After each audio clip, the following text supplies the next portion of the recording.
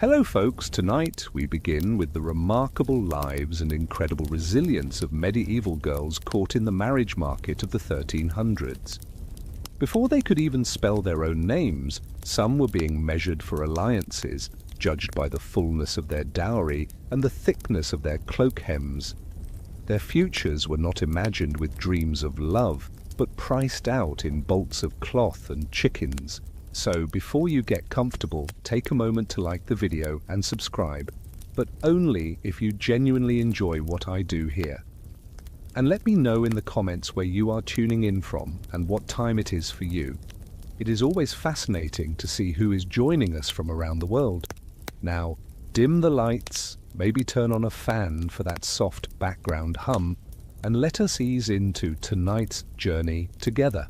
The medieval hall is low lit and smoky, and the air carries a stew of aromas, stale rushes, a damp hearth, a suspicious hint of boiled turnip, and the unmistakable tension of negotiation.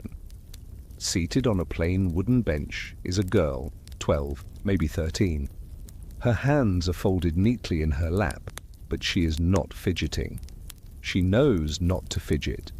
Just beyond the woven curtain, her father and two other men are finalizing what is essentially her future, and none of them seem inclined to ask what she thinks about it. Dowries in the 1300s were not just customary, they were essential. Think of them as medieval starter kits for brides, a package of value to sweeten the deal, grease the alliance, and assure everyone that the bride would not arrive empty-handed or, worse, empty-headed.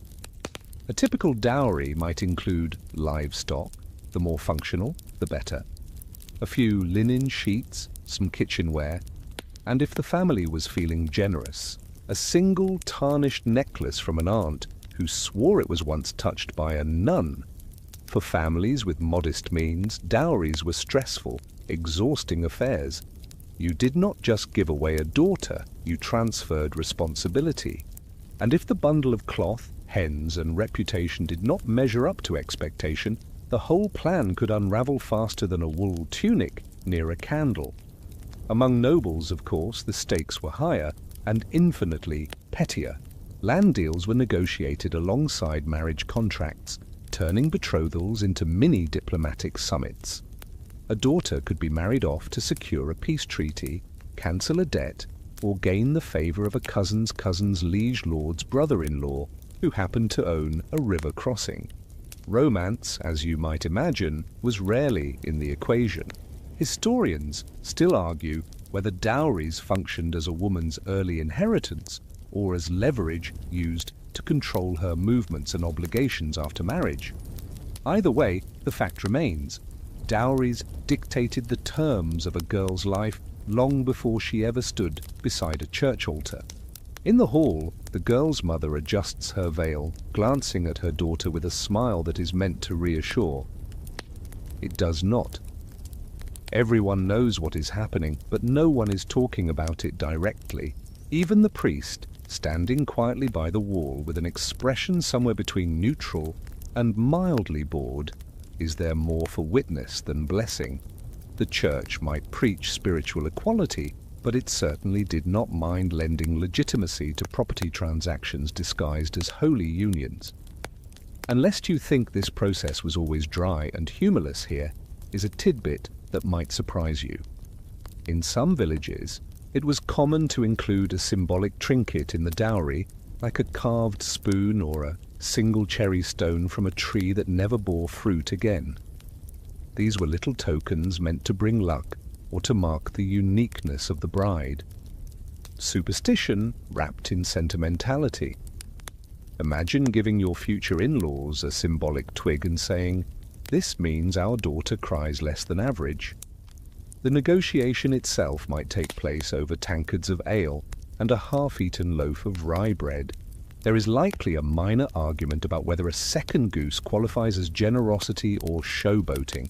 The girl, still silent. Her value at this point has been appraised more thoroughly than the family cow. Mainstream historical records confirm that in many medieval communities, girls as young as 12 could be legally betrothed and sometimes married with parental consent.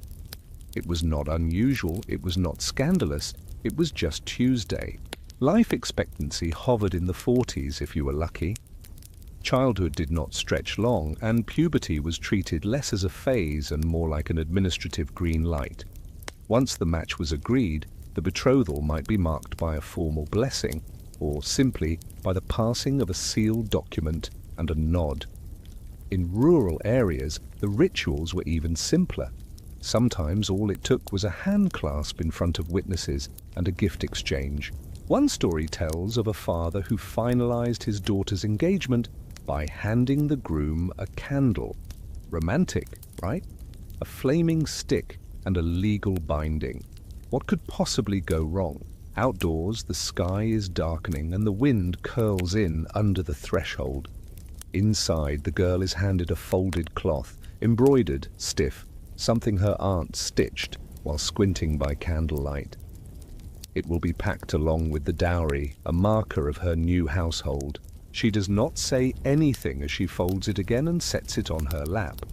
In towns, especially those with any kind of merchant class, matchmaking was often handled with the help of middlemen, or, in some cases, middle nuns. Convents sometimes arranged marriages between families who had previously feuded, using the union as a peace treaty and a prayer for stability. The fact that the bride was a literal human olive branch did not strike anyone as strange. There were also practical matters to settle. What happens if the groom dies before the wedding? Does the dowry stay with his family? Can it be reclaimed? These were real concerns. Legal loopholes were a medieval pastime. Some families even wrote contracts with clauses like, if the groom is found to have lice beyond a tolerable quantity, this contract may be nullified. Let that sink in. You could be released from your marriage deal on the grounds of excessive lice. Medieval prenups had range. Meanwhile, the girl sits through it all with a face trained into calmness. She knows what is expected: obedience, silence, grace. The way she walks, the way she places her hands, even the way she drinks water, these things have all been rehearsed. Because when your marriage is your family's best shot at survival, your posture becomes a form of currency. You might think this all sounds transactional, and you would be right. But tucked inside the cold calculus were quiet moments: a mother brushing back a strand of hair, an older cousin sneaking a smile, a whispered joke behind a raised goblet. Affection was not absent. It was just buried beneath protocol, wrapped in obligation, and occasionally hidden under a pile of chickens. Later, as the hall empties and the fire burns lower, the girl will be told the name of her future husband. Maybe she already knows it. Maybe he is 15 and shy. Maybe he is 32 and owns a small orchard. Maybe she saw him once at the harvest fair and remembers only that he wore too much green. The future is no longer hers to shape. But then again, in this world, it never really was. In the medieval world, age was more than just a number. It was a social deadline. By the time a girl turned 12, she was no longer a child in the eyes of her community. She was considered marriage material, a phrase that now sounds like a bad punchline, but back then was simply the truth. You could say that girlhood had a short shelf life, especially if the family farm needed consolidating or a local alliance was ripe for the picking. In towns and rural villages alike, church bells often rang to announce not just holy days, but marriage intentions. And sometimes the bell tolled for girls who had barely figured out how to plait their hair. It was not shocking. It was not whispered. It was normal. You might wonder how anyone thought that was acceptable. But to be fair, medieval people had different definitions of childhood. Puberty was nature's way of handing out wedding invitations. And let us not forget the church's complicity. Canon law technically allowed marriage for girls as young as 12, and boys at 14, provided there was consent, though consent could mean a lot of things like not crying too loudly during the ceremony. While consummation was sometimes delayed, the contract of marriage itself was often sealed far earlier, locking two families and two futures into a deal made more for politics than personal preference. Picture a stone church filled with damp wool and half-suppressed coughs. Candles sputter in the draught, their wax dripping like nervous sweat. A priest reads the banns announcing that Matilda, daughter of a local miller, will marry a boy she has spoken to exactly once, when he handed her a stick of dried quince at the Michaelmas fair. She did not like quince. She will now by necessity. In these situations, no one asked whether she was ready to raise children, keep house, or manage accounts. Readiness was not part of the conversation. Biological capability and social expectation were the only metrics that mattered. And if she looked tall enough to stir a pot and carry firewood, well, congratulations, she was of age. Some households even prepared their daughters for betrothal as soon as they started showing signs of puberty. Mothers would discreetly mention their availability to neighbors. Fathers would begin calculating how much cloth could be spared from the winter weaving to sweeten a deal. Older women, especially widows, played a critical role too, passing along the subtler politics of presentation. How to bow just enough, speak softly without mumbling, and smile in a way that said, modest but still fertile. The girls, for their part, adapted with the resilience of people who had never known they had choices. They played games in the yard one month and tried on betrothal veils the next. It was a pivot less jarring when everyone around you treated it as simply the way things worked. There is a haunting detail here that sometimes slips through historical cracks. The concept of childhood as a protected, extended phase of life simply did not exist. Children were miniature adults in training. They were expected to contribute to the household, learn their gendered roles early, and transition into those roles as soon as physically possible. If that sounds exhausting, it was, but it was also ordinary. Even aristocratic girls were not exempt. In fact, they often faced more pressure, more scrutiny, and even less autonomy. Their marriages were planned at birth and rearranged like chess pieces based on which uncle had fallen out of favor or which estate needed uniting. It was not uncommon for a noble girl to be promised at 5, betrothed by 8, and married by 12, ceremonially if not practically. And lest we forget, love rarely entered the conversation. Affection might develop later if you were lucky, or it might not. There is a recorded case of a noblewoman who met her husband for the first time at their wedding. Her main observation? He had a wart on his ear and smelled strongly of mustard. A stunning start to marital bliss. Historians still debate whether these young brides truly understood what was happening. Some argue that many were sheltered and naive, entering into marriage with little comprehension. Others point out that children in medieval households were often exposed to adult responsibilities early and may have known more than we give them credit for. But either way, comprehension was not a requirement. Obedience was. And in the village streets, children often mimicked the adults they saw. Young girls played house, but not in the tiny tea set sense. They practiced sweeping, spinning wool, rocking imaginary babies. The performance of adulthood began early and was usually treated as charming preparation rather than troubling mimicry. Here is a fringe detail worth knowing. Some rural communities celebrated a girl's first menstruation with quiet rituals, less as a personal milestone and more as a signal to the community. It was not shouted from the rooftops, but the news would travel.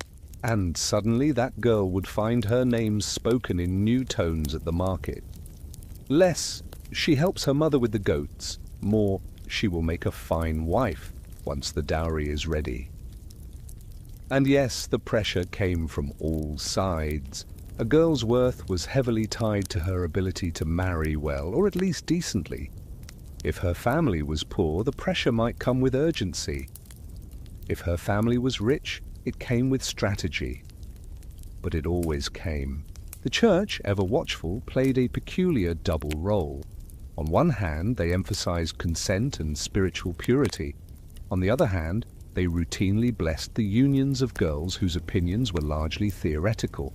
One famous preacher even advised that parents should marry off their daughters early to avoid the sins of lust, as if the only way to avoid trouble was to throw a child into it head first with a man twice her age.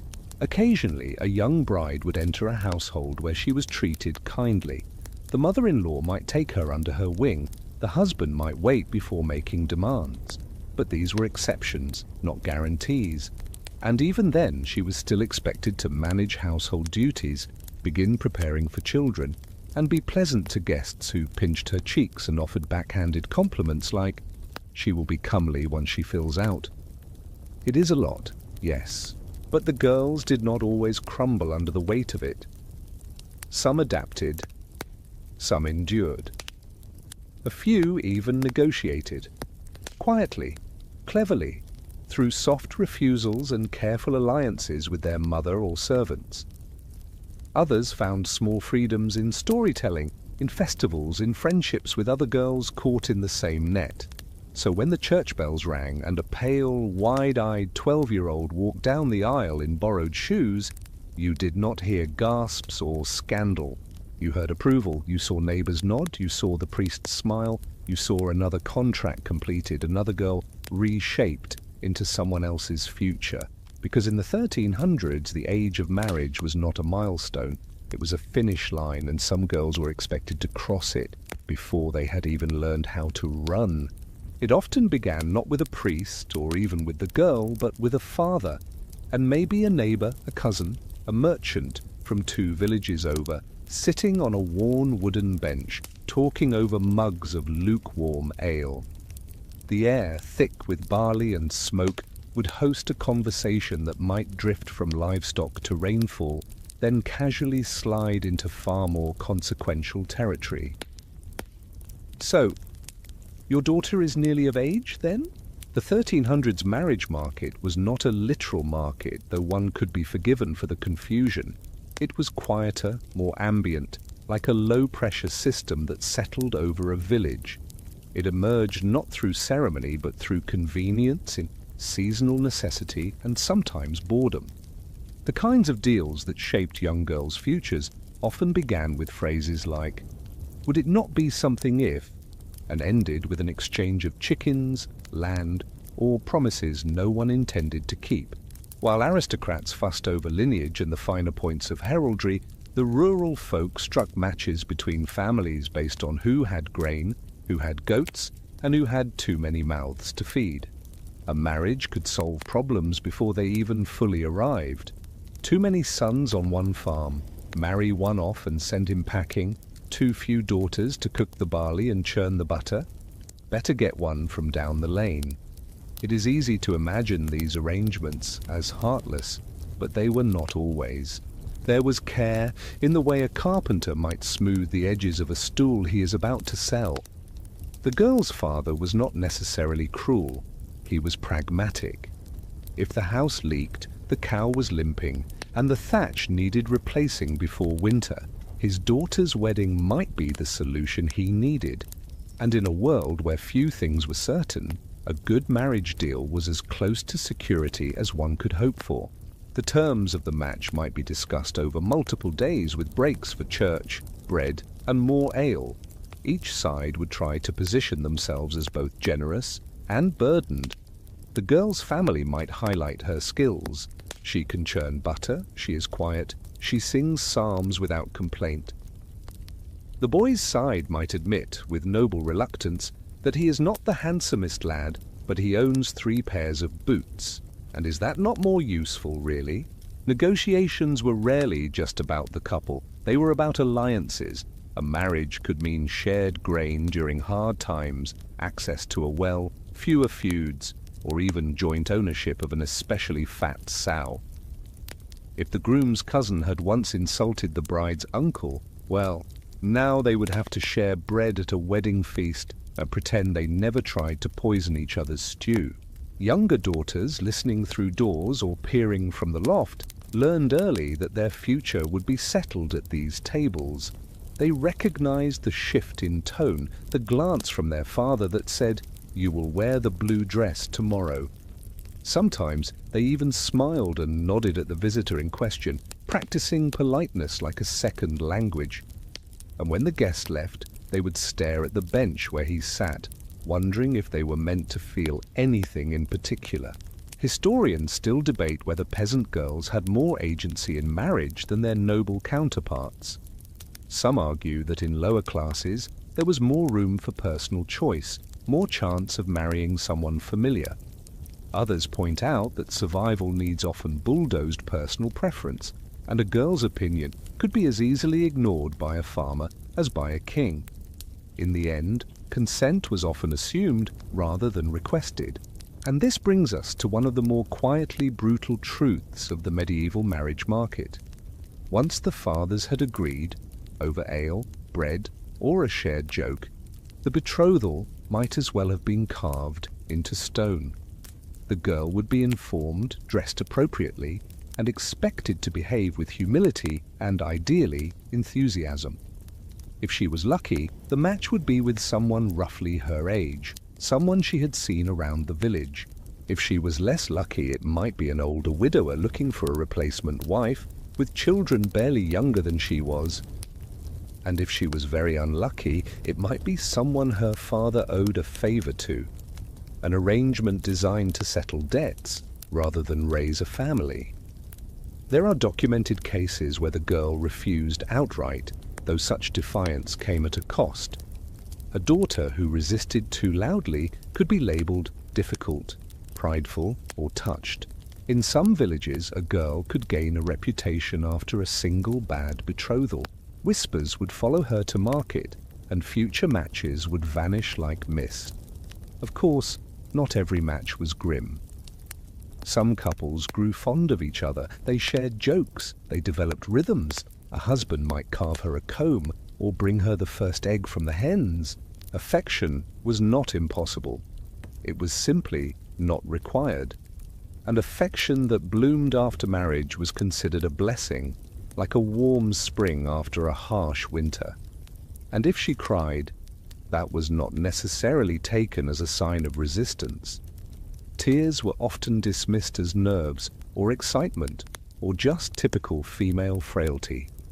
A girl could be weeping into her sleeve and still be praised for her composure so long as she stood where she was told and did not drop the ceremonial bread.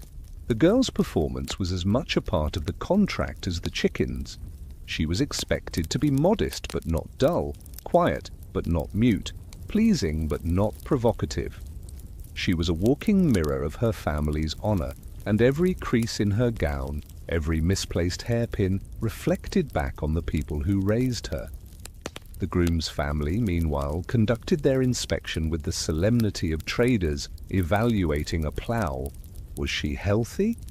Broad hips, clean skin, no obvious limp. Could she lift a bucket? Did her laugh sound too sharp, too sly?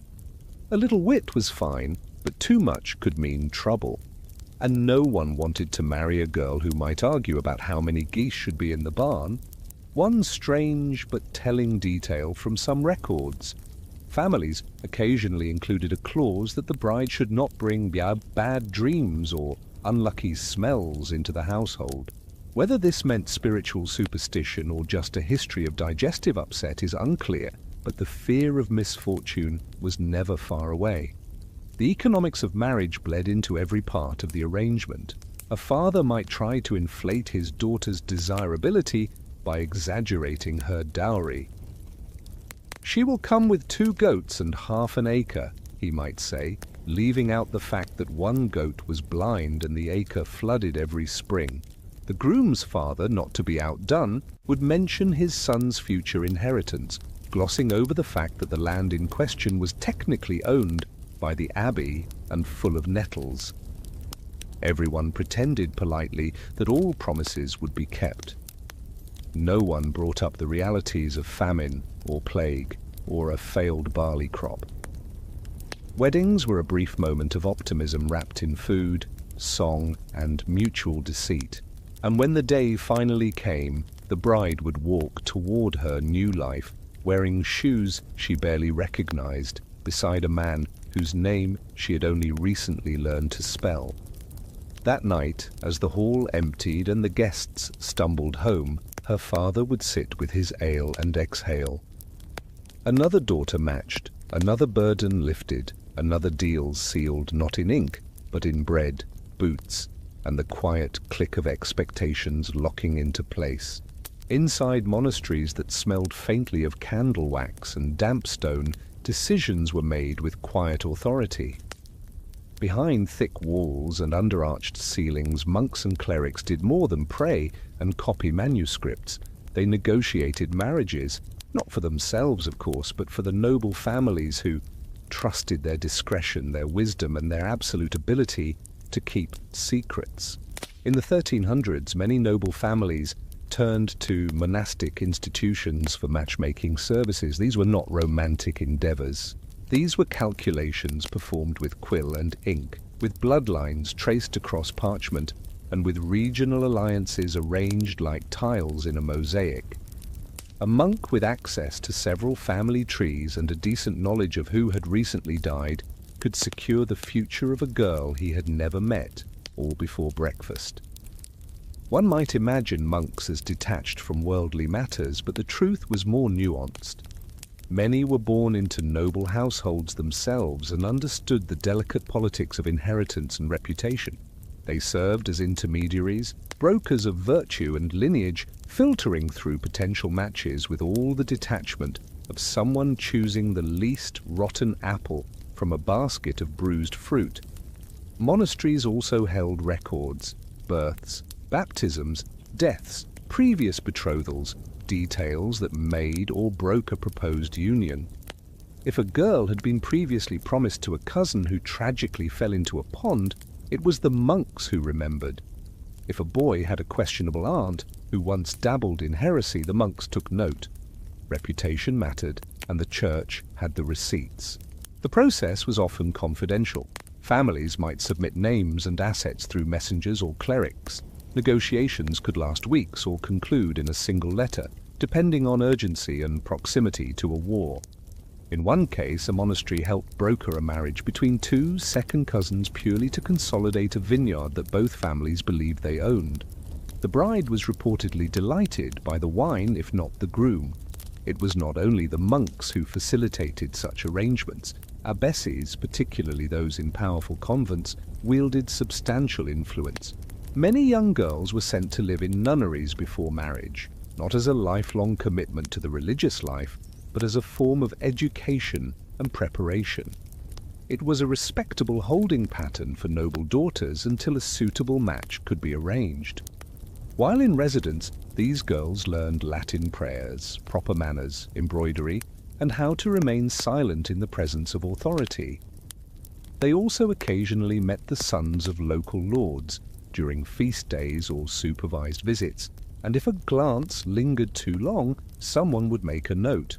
Some matches began in these fleeting interactions, others were decided before either party had reached puberty. The church, in all its intricate bureaucracy, played matchmaker, lawyer, and judge. Priests ensured the union was not consanguineous, meaning the bride and groom were not too closely related, although the definition of too close was flexible. Cousins marrying cousins was common, sometimes preferred. The important part was that everyone agreed to pretend the math worked out. If a marriage needed to be rushed for reasons of inheritance, illness, or impending scandal, the church could issue dispensations.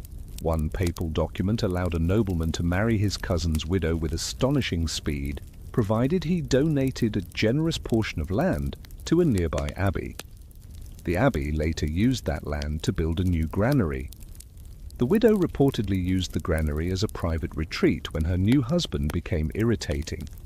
In some cases, church officials became entangled in the emotional drama of marriage as well. There are letters from abbots expressing concern about a bride's reluctance. or a groom's reputation for drunkenness. These concerns were often filed away politely and then ignored, but their presence in the records reveals something important. Not everyone was blind to the human cost of these unions. The church also walked a strange line when it came to consent. Technically, marriage required mutual agreement. A bride and groom had to say yes, but when that agreement was whispered in a field, overheard by a shepherd, and later recited under oath, it could still count. A nod was as binding as a vow if the right people witnessed it. Historians still argue whether the church enforced this rule to protect young lovers or to secure convenient paperwork. For girls living in convents, the transition from potential nun to promised bride could be swift. One week they were learning to illuminate psalms, the next they were being fitted for a gown. The decision often came without warning. A letter arrived, a match was confirmed, and preparations began. Some girls left quietly, others cried into the stone walls and left claw marks in their wooden trunks. Both reactions were considered acceptable. Some convents allowed the girls one final walk through the gardens before departure. These were not lush, Edenic spaces, but small herb patches with rosemary, sage, and a bench shaped like a coffin lid. Still they offered a place to breathe, to say goodbye to silence, to holy discipline, and to the illusion of choice. Once the marriage contract was sealed, there was no returning, not unless death or scandal intervened. Once a match was finalized, the convent might host a small ceremony to mark the transition. A girl would be given a new veil, a different ribbon, or a ring from the family she was joining. These gestures were small but deeply symbolic. They marked the end of one identity and the beginning of another. From novice to noblewoman, from daughter to asset, from girl to wife.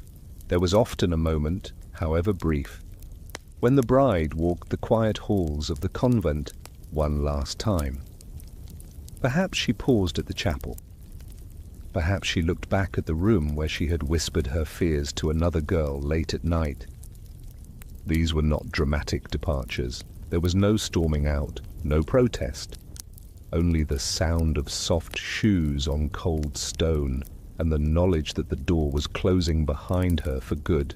In towns and cities, monks and abbesses sometimes also acted as informal chaperones for meetings between betrothed couples. These were not romantic encounters. The young man would sit stiffly beside the girl while a monk asked questions about grain yields and the church calendar. If anyone blushed, it was quickly attributed to the weather. And yet, within these arranged and supervised moments, something human occasionally sparked. A laugh, a shy glance, a shared dislike for the fish stew served in the priory kitchen. It was not much, but it was something. And for two people about to be locked into a lifelong agreement, something was better than nothing. In rural communities without direct access to convents or monastic networks, priests still played a role in matchmaking, often under pressure.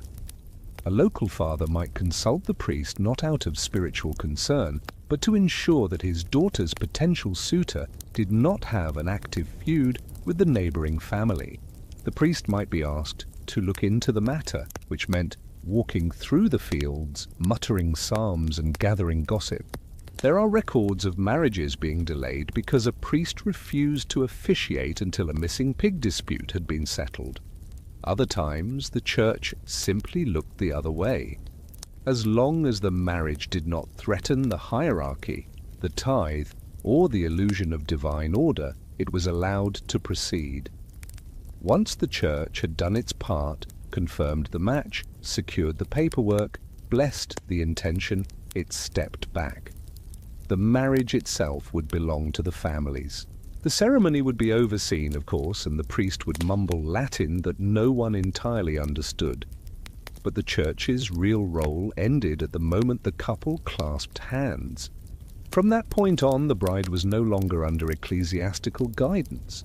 She was under her husband's roof, her husband's rule, and, if he were particularly devout, her husband's interpretation of divine authority.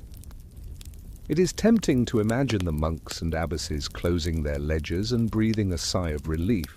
One more match completed, one more girl placed, one more box ticked on a chart that measured order, stability, and the illusion of divine harmony.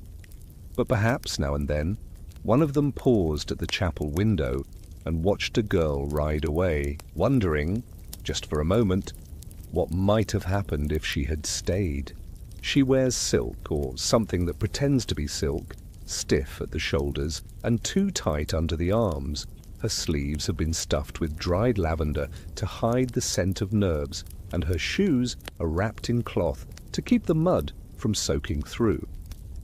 She is a noble daughter, and she is not walking. She is being walked, escorted through corridors of expectation and down staircases carved by hands older than memory.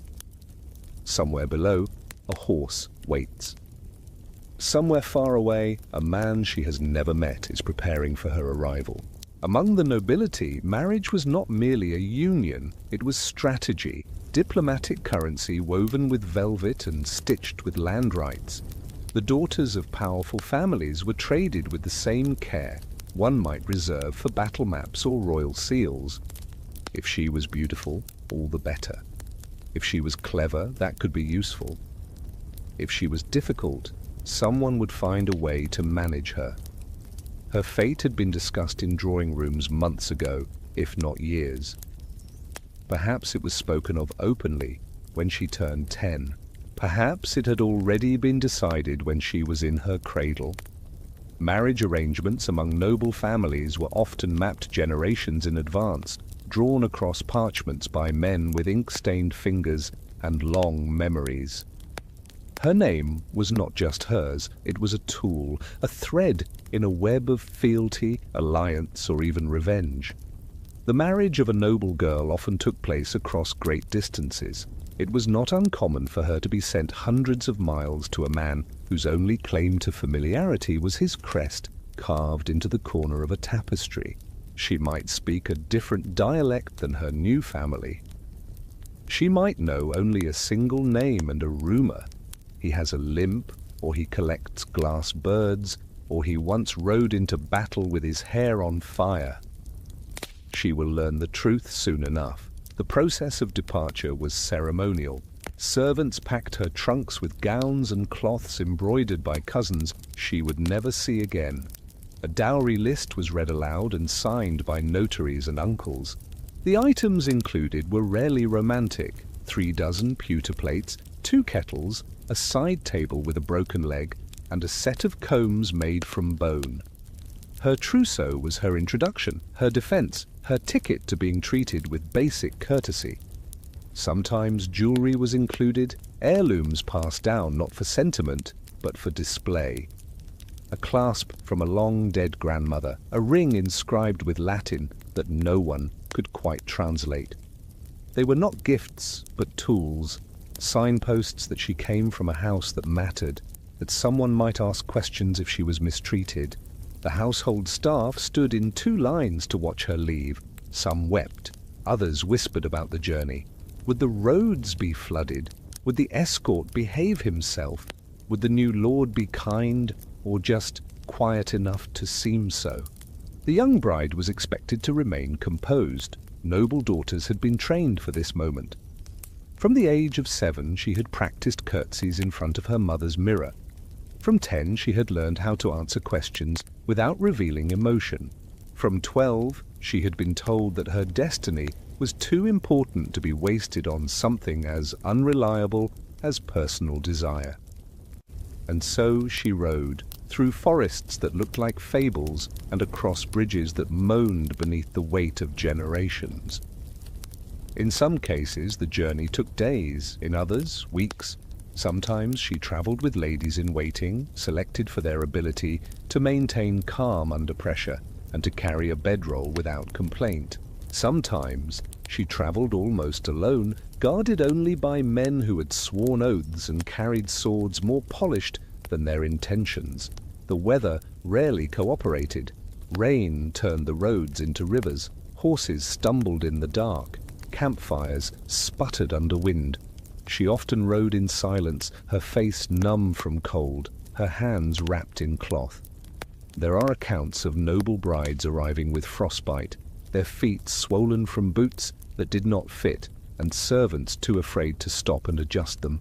When she arrived, there was no grand welcome. The gates opened, and she was led through halls filled with strangers. Her husband might be waiting, or he might be absent, hunting deer, or hunting favor at court. His mother might greet her, offering a smile too tight and wine too warm. She would be shown to her chamber, and the door would close. The noble bride often brought letters of introduction, sealed messages from her family to his. These letters said nothing surprising. They spoke of duty, unity, and the promise of sons. They never mentioned fear. They never asked whether the girl was sleeping. They did not need to. Marriage among the elite was as much a performance as it was a partnership. The household watched her closely. Did she rise early? Did she speak too quickly? Did she treat the servants with dignity or disdain? Every gesture became part of a portrait she could not paint herself. She was both the artist and the canvas, held accountable for strokes she did not choose. Historians note that noble marriages were often colder than their peasant counterparts. There was more at stake and therefore less room for affection. Love was not a prerequisite. It was a liability, something that could interfere with land transfers or complicate inheritance.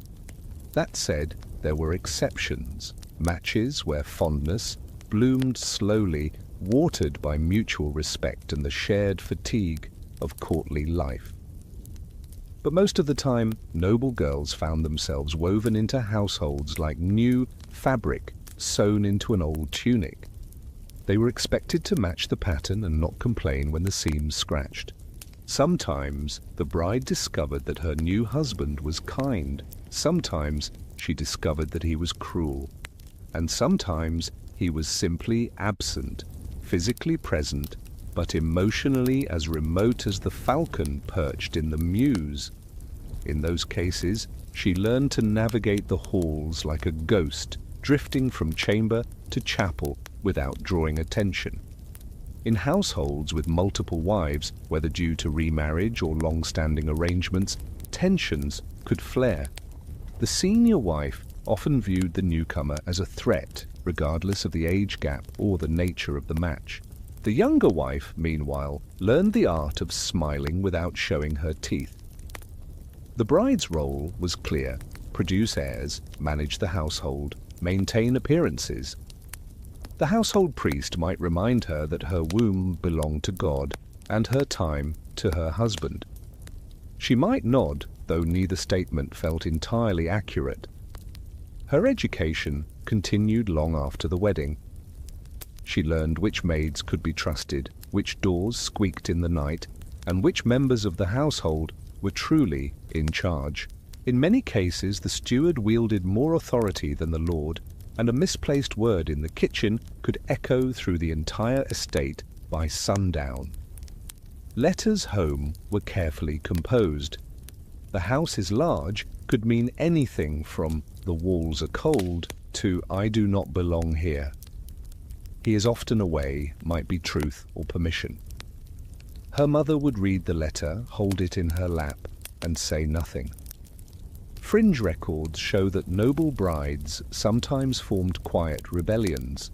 They hosted poetry readings, supported wandering musicians, or kept journals hidden beneath mattress straw.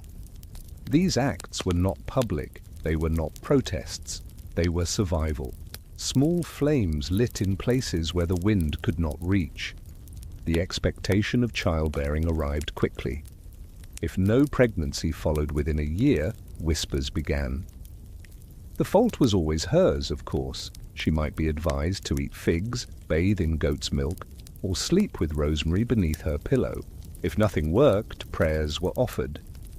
And if the prayers failed, pity gave way to disappointment. When a child finally arrived, healthy, loud, preferably male, there was celebration. But the celebration was brief. The next day, the household returned to normal, and the mother resumed her duties with one more mouth to feed. And so, the noble daughter who once stood trembling at her father's gate now stood beside her own. She had become the matron, the authority, the keeper of keys. Her sleeves no longer smelled of lavender. Her shoes were worn, her voice measured.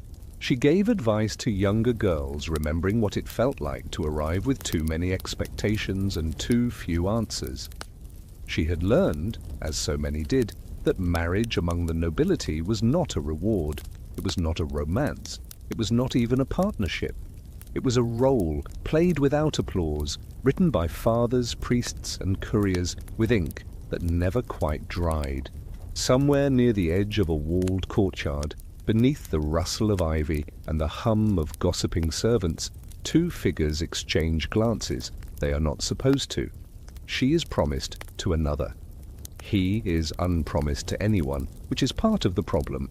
There is no letter of intent between their families, no dowry being weighed, no priest rehearsing their names, and yet their eyes continue to meet. For all the strict choreography of the medieval marriage market, love was not absent. It was simply inconvenient. Romantic affection, especially among the upper classes, was treated with suspicion, like a fever that might burn away reason. Marriage was a contract, a binding of names and assets. Love was a distraction, a thing for troubadours, fools, and people who could afford to be reckless. Still it happened, in the quiet places, in the corridors between expectations, in the hedgerows and gardens, behind chapel doors, or during summer festivals where anonymity arrived with the masks. There are records of couples who fell in love before marriage, who attempted to elope, who whispered promises beneath trees older than their family lineages. Such unions, when discovered, were rarely forgiven.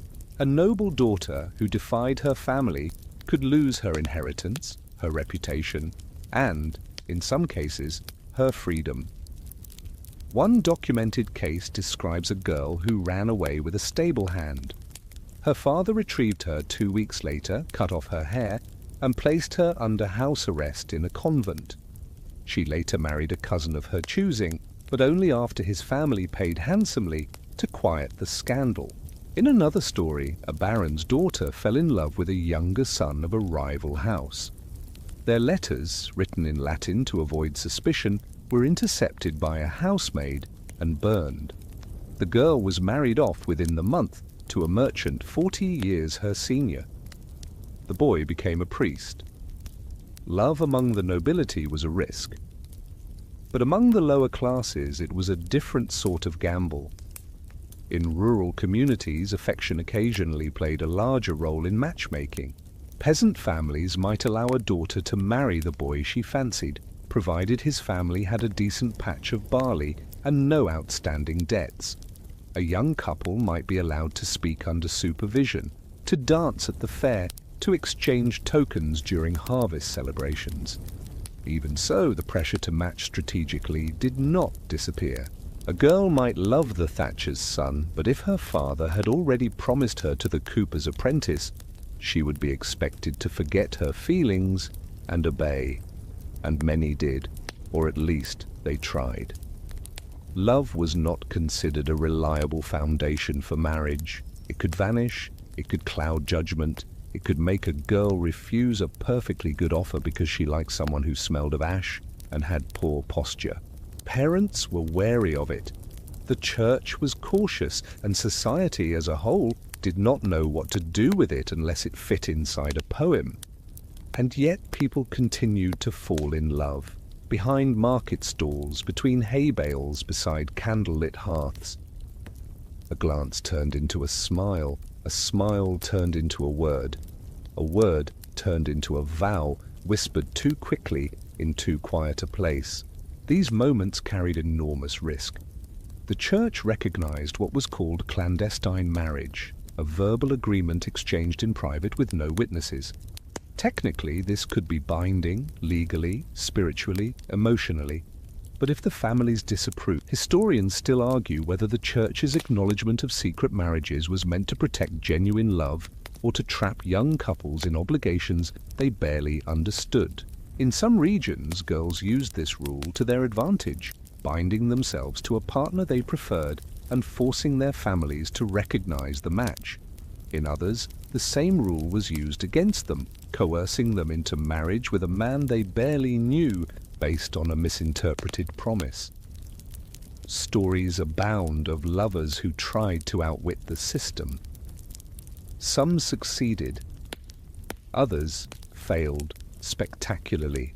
One girl pretended to be married to a soldier so she could avoid being sent to a monastery. When the soldier returned and denied knowing her, she was publicly shamed and then quietly married off to a man with only one tooth and 3 daughters from a previous union. Her journal survives, filled with poetry about longing, loss, and garlic. Among the merchant class, where reputation mattered almost as much as lineage, love was tolerated in measured doses. Courting was allowed but supervised. Letters were sent but read aloud. Families arranged coincidental meetings at festivals or church services, giving the illusion of spontaneity while keeping everything firmly under control. Love songs written in the vernacular and passed between households like smuggled sweets offer glimpses of longing beneath the weight of structure. "I would trade your father's orchard for a look," one ballad reads. "I would wear your name before your ring." These were not declarations meant to change the world. They were sighs wrapped in rhyme, reminders that even within the most rigid systems, the heart occasionally stirred. Troubadours and minstrels capitalized on this. They traveled from court to court singing about forbidden love, about knights who defied kings for the sake of a glance, about ladies who wept into fountains over choices they never made. Their songs offered catharsis, fantasy, a world where love triumphed over protocol, if only for the duration of a melody. And the irony, of course, was that the very people commissioning these performances were often the same ones enforcing the marriages that left their daughters weeping. A baron might hire a singer to recount the tragic tale of a runaway bride, only to return home and inform his youngest daughter that she would marry the cousin from the northern estate, whether she liked it or not. In rare cases, love and arrangement aligned. 2 families agreed, and the children happened to feel something beyond duty. These marriages were celebrated with genuine joy. Songs were sung, cakes were baked. People remarked that God's will had been made clear. But these were the exceptions, not the rule. For most medieval girls, especially those of noble or merchant birth, love was something that arrived late, if it arrived at all. It might grow slowly after the wedding, shaped by shared routines and quiet tolerance, or it might remain an ember, glowing faintly in letters never sent and names never spoken aloud. Even among those who married young and bore children quickly, there were moments of rebellion. A glance too long at a knight, a daydream while weaving, a story told to a maid about what might have been. These were the quiet luxuries of women who were allowed very few. And so, within the rigid mechanisms of the medieval marriage market, love remained, persistent, inconvenient, occasionally catastrophic, and almost always unforgettable. It threaded itself through the seams of contracts, whispered from balconies, and danced barefoot across cold stone floors, not because it was allowed, but because it refused to be forgotten. The room is quiet, except for the rustle of fabric and the steady scrape of a pen across parchment.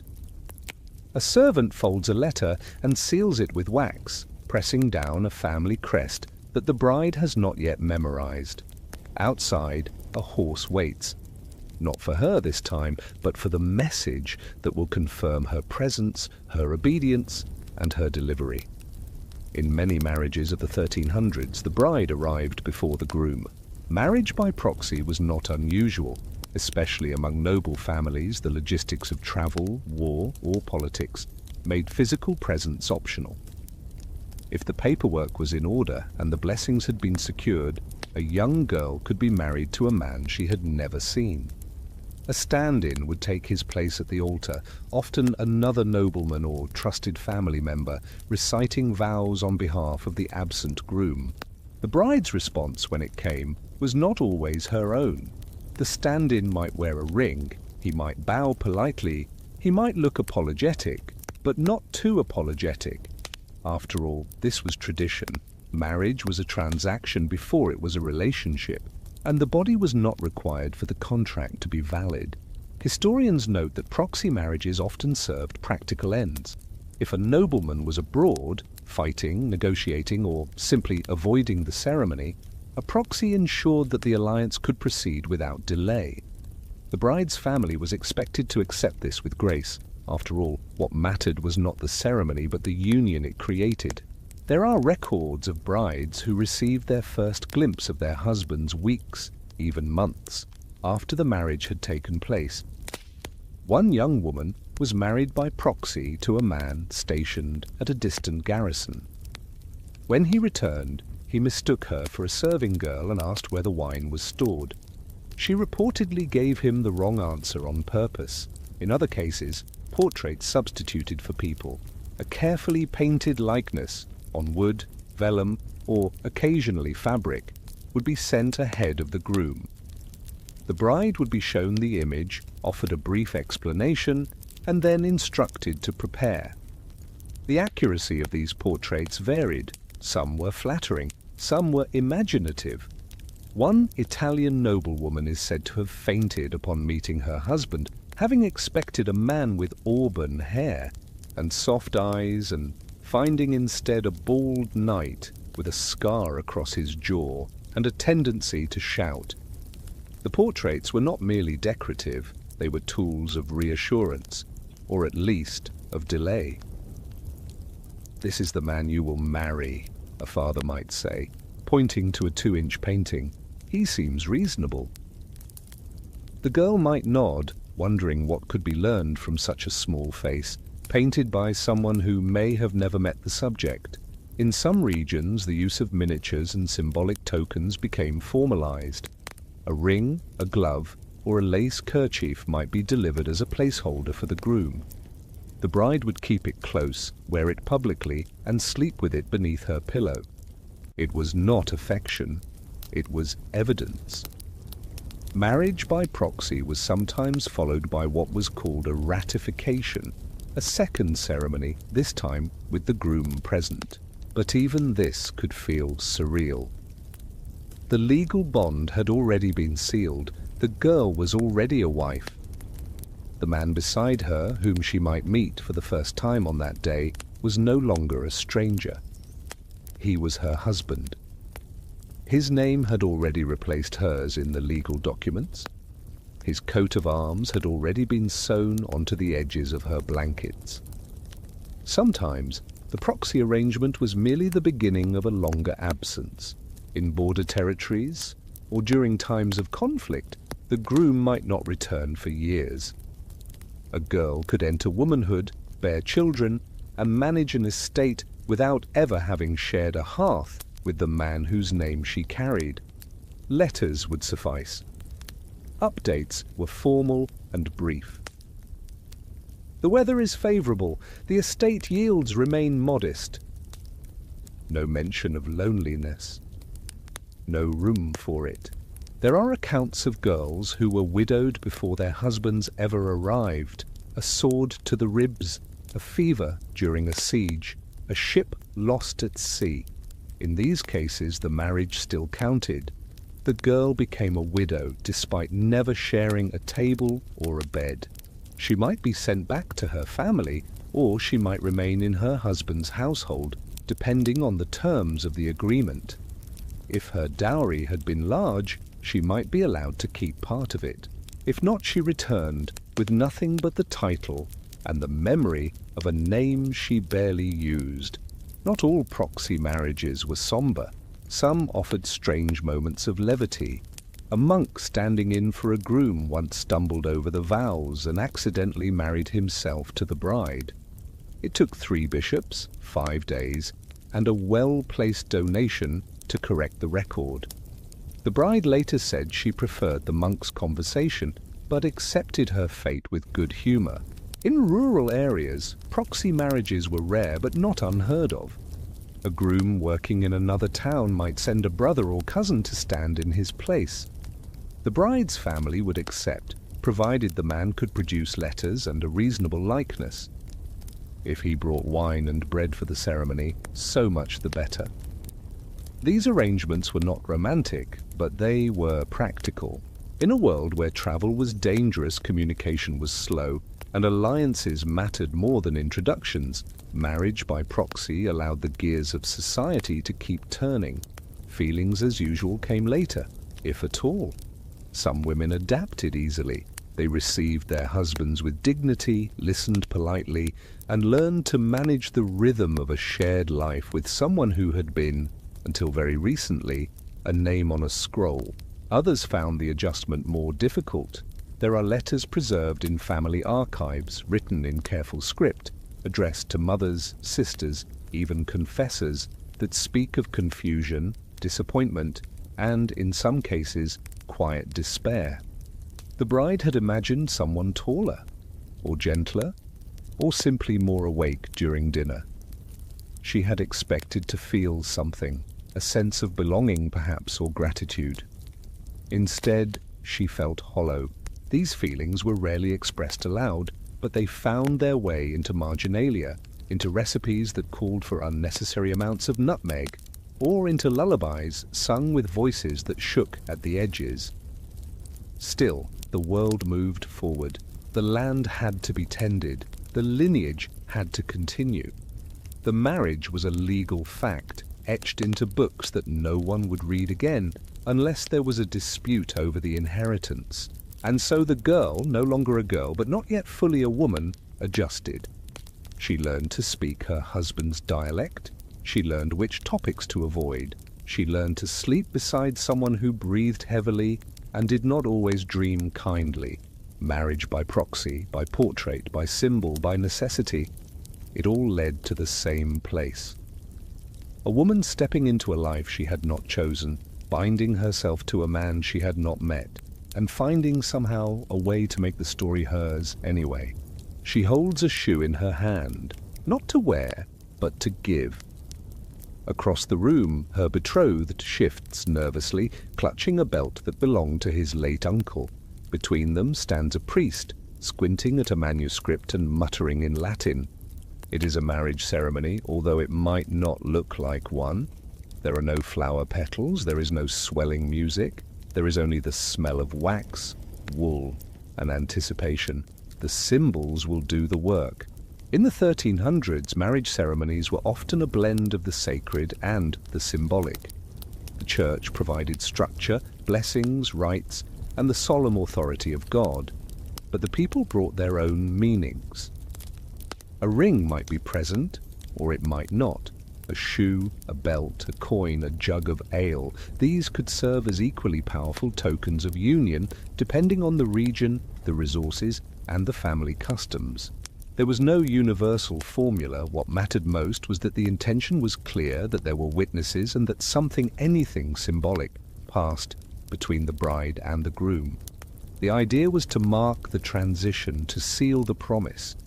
The objects used to do so ranged from elegant to baffling. The ring, now considered essential, was not always a given. Gold was expensive. Silver, though cheaper, was often reserved for the wealthier classes.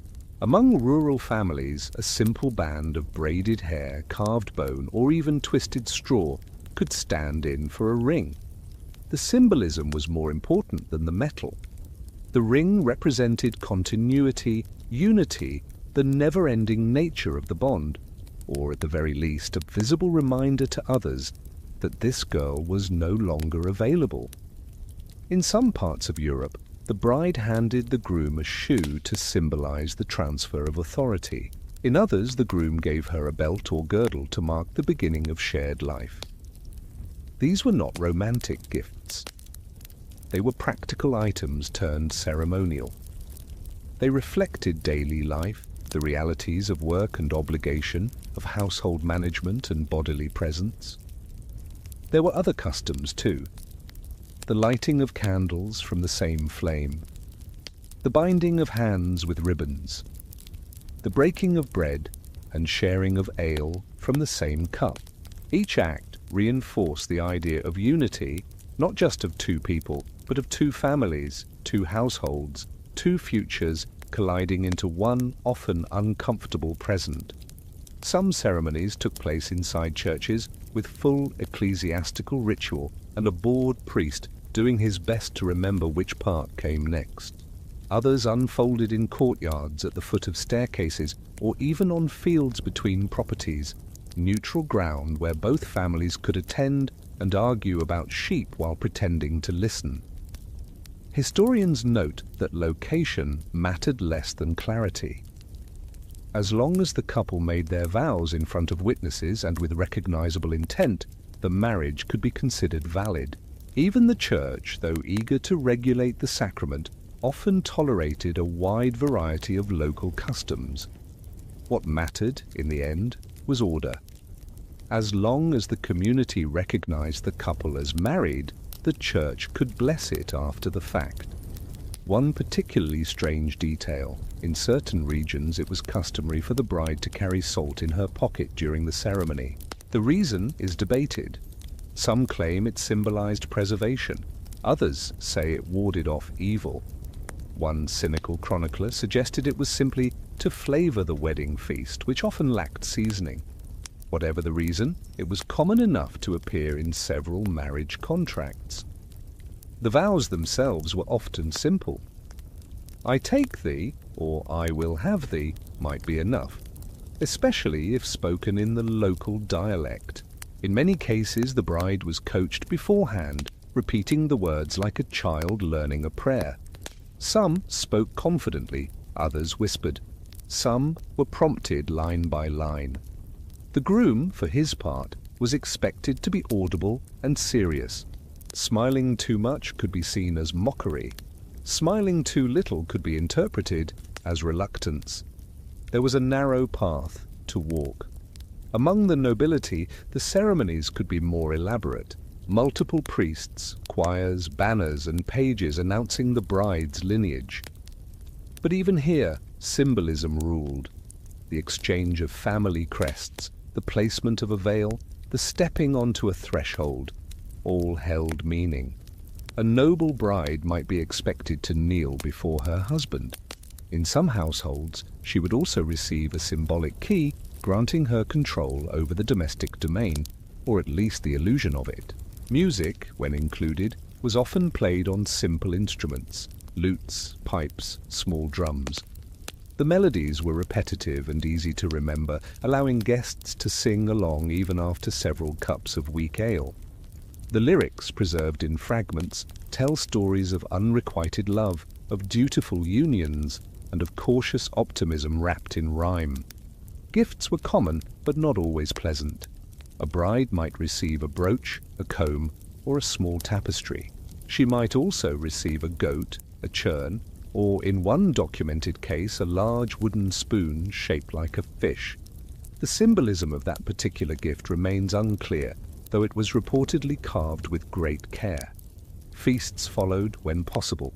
Even among poor families, something was shared: bread, onions, cider. Among the wealthy, the tables groaned under pies, roasted birds, and spiced wine. But always there was an awareness that the feast was not the end. It was the beginning. The performance was over. The marriage had begun. And that was when the guests left, the candles burned low, and the couple was expected to consummate the union. This too had its own customs. In some noble households, witnesses were appointed to stand nearby, just out of sight, ready to confirm the deed had been done. Beds were inspected the following morning. Sheets were checked. Stories were whispered. If blood was absent, eyebrows were raised. If screams were too loud, people pretended not to notice. In village homes, the practice was less formal, But just as expected, the community had seen the vows. Now they expected results. A child within the year, a promise fulfilled, a cycle continuing. There was little room for delay. And yet, even with all the pressure, the ceremonies remained deeply human. Awkward pauses, nervous laughter, a misplaced ribbon, a candle that refused to stay lit, a groom who forgot which hand the ring belonged on, a bride who sneezed during her vows. These details, though rarely written down, were part of the memory, the true record, the story retold at gatherings and passed along with a chuckle. The rituals may have been symbolic, but the people were real, flawed, frightened, hopeful. They stood in shoes that pinched, spoke words they barely understood, and held hands with strangers they now had to trust. And somehow, through the strangeness, the discomfort, and the pageantry, a life began. Not a perfect life, not always a happy one, but a life nonetheless. A breeze stirs the tall grass in a field where no altar stands, where there are no candles, no witnesses in fine dress, and no priest reciting Latin. Just two young people, speaking in low voices, looking at the ground more than at each other. There is no ring, there is no scroll, but if they say the right words, in the right way, at the right time, it will count. The medieval church had rules, and then it had reality. Canon law dictated that marriage was a sacrament requiring the consent of both parties, freely given. That part, in theory, was progressive. A woman had to agree. A man had to agree. No forced ceremonies were to be recognized unless the vows were spoken without coercion. But interpretation of these rules varied wildly, especially across geography, class, and literacy. What counted as consent? Could it be whispered? Could it be given once and later withdrawn? If a couple claimed to be married but had no witnesses, was the church obligated to believe them? The result was a system that was both inflexible and porous. The church insisted on order, but the countryside overflowed with exceptions. Couples claimed they had spoken vows in barns, near wells, in the woods, on feast days, or during harvest festivals. Sometimes they were believed. Sometimes they were punished. Sometimes their words hung in limbo for years, neither fully accepted nor fully dismissed. And this murkiness led to what scholars now call clandestine marriages. Two people would declare themselves married, privately, spontaneously, often passionately, and then attempt to live as husband and wife. If questioned, they insisted the vows had been exchanged. If challenged, they might be forced to prove it. There are court records filled with these cases. A woman claiming she had promised herself to a man in the orchard. A man insisting his neighbor's daughter agreed to marry him beside the well. Some testimonies were supported by servants, shepherds, or nosy relatives. Others stood alone, unprovable and unresolved. This system created a strange paradox. On one hand, the church acknowledged that a marriage could be formed by mutual consent alone. On the other, it also punished those who did so without permission, witnesses, or ceremony. Marriage became both personal and public, sacred and scrutinized. The line between a lawful union and a scandalous mistake was perilously thin. In practice, communities developed their own customs. A vow spoken in the presence of family was taken more seriously than one spoken behind the barn. A promise made in daylight carried more weight than one made under stars. Some villages insisted on announcing the union 3 Sundays in a row during Mass, the banns of marriage. If no one objected, the match could proceed. If someone did object, well, then things became complicated. There were also variations in how consent was measured. Did a nod count? A written note? A sigh mistaken for agreement? Some priests demanded that the couple declare their vows in front of the entire congregation. Others were content with a quiet promise made at the altar. A few, scandalously, took bribes to look the other way. And what of coercion? If a girl was told she would be disowned unless she married, did her yes still count? If a boy was threatened with land loss unless he took a certain bride, was his agreement valid? Historians still argue these questions. The medieval church had answers, but they were slippery, subject to politics, reputation, and the priest's mood on a given day. In some regions, fathers took matters into their own hands. If a daughter tried to claim a secret marriage to avoid an arranged one, the father might drag her before the local court and demand a reversal. If successful, the girl could be punished, sent to a convent, or married off anyway. If unsuccessful, the secret husband gained a family, a dowry, and a lifetime of wary glances from his new in-laws. These disputes were not limited to nobles. Peasant families too worried about alliances, resources, and respectability. A girl who claimed to be married without ceremony might find herself ostracized. A boy who refused to honor a spoken vow could be called before the bishop and ordered to fulfill his duty or face penance. Fringe cases appeared in unexpected places. A woman claimed her late husband had married her in secret, and therefore she deserved his inheritance. A man declared himself wed to a girl who had vanished, and later tried to marry another. A servant girl testified that her mistress had wed the stable boy one evening during Lent. The bishop declared the timing inappropriate, but ultimately valid. The law tried to catch up. By the late 1300s, councils began tightening restrictions, urging priests to document every marriage, to forbid private vows, and to standardize the rituals. But enforcement was uneven. In small villages, the rules were distant. In border regions, they were ignored. And even in cities, love and fear found ways to slip between the cracks. This ambiguity left many women vulnerable. A man could claim a clandestine marriage, consummate it, and then deny the union. If she became pregnant, her options narrowed further. She could appeal to the church, but without proof or favor, she often found herself dismissed. The shame was hers to carry, the consequences hers alone. To avoid this, some families insisted on public vows with many witnesses and sometimes even legal contracts. The more eyes, the more ears, the more signatures, the safer the girl would be. But not every family had the luxury of caution. Sometimes haste, passion, or desperation pushed people toward private unions, and sometimes those unions were all they had. And yet, within this tangle of confusion and contradiction, something strangely human persisted. Couples looked at each other and believed the promise mattered. They clasped hands and whispered words, hoping that the field, the trees, the wind might serve as witness. They acted with courage, or foolishness, or both, because they believed that love, once spoken, could not be unspoken.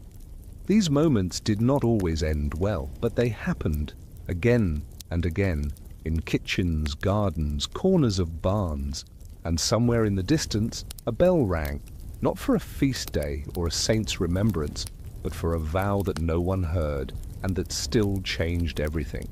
The black veil is heavy. It is too large for her head and smells faintly of lavender and wax, as if it belonged to someone else for too long. She is 14, and she is already a widow. The ceremony is short. A few words are said. Bread is broken. There is no feast, no music, only the low murmur of prayers and the sound of wood creaking beneath mourning shoes. Before the month ends, someone will ask her about remarriage. In the 1300s, widowhood was not an ending. It was a pause, often a brief one. Girls married young, and young husbands died often by war, by illness, by accident, by malice. The Black Death had not yet arrived, but infection, starvation, and broken bones claimed lives with alarming ease. A girl could marry at 12, be widowed by 13, and betrothed again before she remembered the name of the first man she had called husband. Among noble families, this cycle was routine. A young widow still held value, her dowry had already been invested, her fertility proven or assumed, and her status shaped. If she had no children from the first union, she could be married off again without inheritance complications. If she had a child, especially a son, she was often kept within the household as a maternal guardian or steward until the boy reached maturity. Then she might remarry or quietly fade into a supporting role. No one asked what she wanted. Some widows were given a brief mourning period, black or grey gowns, a small allowance, a room near the chapel. They were expected to weep, but not too loudly. They were expected to pray, but not excessively. They were expected to remain modest and grateful, as if widowhood were a blessing in disguise. Others had no time to mourn. If the family estate needed to be preserved, if alliances needed to be reinforced, if a cousin had an eligible brother, then the mourning gown barely touched her skin before it was replaced by another wedding veil. It was not cruelty, it was custom. And custom, as always, marched ahead of emotion. In some cases, remarriage was arranged before the burial. A messenger sent in haste, a letter penned while the corpse still lay in the chapel. The girl would receive the news in silence, offer a faint nod, and begin again. A new name, a new husband, a new household to learn. This was not considered harsh. It was considered efficient. There were rules, of course, technicalities that preserved appearances. A widow was expected to mourn for at least a customary period, though the length of this period varied greatly. In some places, 40 days. In others, 3 months. In more lenient households, it was measured in Sundays, 3 quiet church appearances in dark clothing, followed by a discreet conversation about new prospects. Among peasants, the rhythm was similar, if slightly less formal. A widow might remarry within weeks if she had children to feed or land to tend.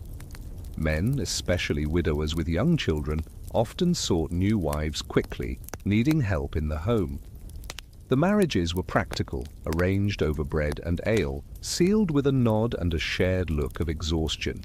It was understood that life did not stop, not even for sorrow. Widowhood was not without its complications.